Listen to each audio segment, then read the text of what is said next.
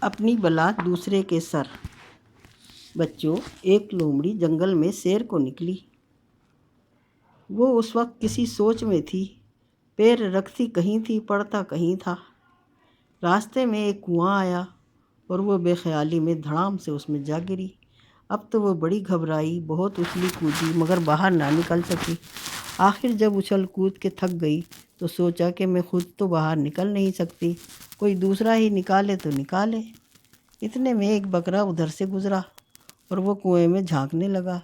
جب اس میں لومڑی کو دیکھا تو بولا، سلام بہن لومڑی، یہاں کیا کر رہی ہو؟ لومڑی نے سوچا کہ لو، بگڑی بات بن گئی، بھولے بھالے بکرے کو دھوکہ دے کر کام نکالنا چاہیے۔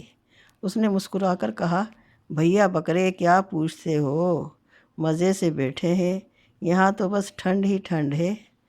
بکرے نے کہا، اوہو یہ بات ہے، بھائی میں بہت خوش ہوا، چین لو اور مزے اڑاؤ۔ یہ کہہ کر وہ الٹے پاؤں پھرنے لگا۔ اس پر لومڑی نے کہا، واہ واہ کیا گھاس ہے۔ بکرے نے پوچھا، یہاں گھاس بھی ہے، کیا تم گھاس کھاتی ہو؟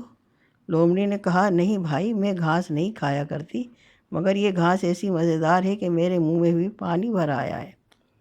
بکرے نے خوش ہو کر کہا، تم بڑی اچھی ہو، تھوڑی گھاس میں بھی کھانا چاہتا ہوں۔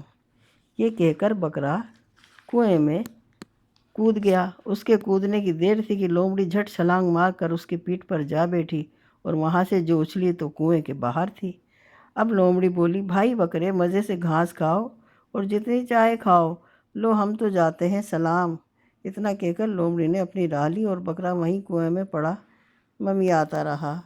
بچوں، آج کی کہانی ختم ہوتی ہے۔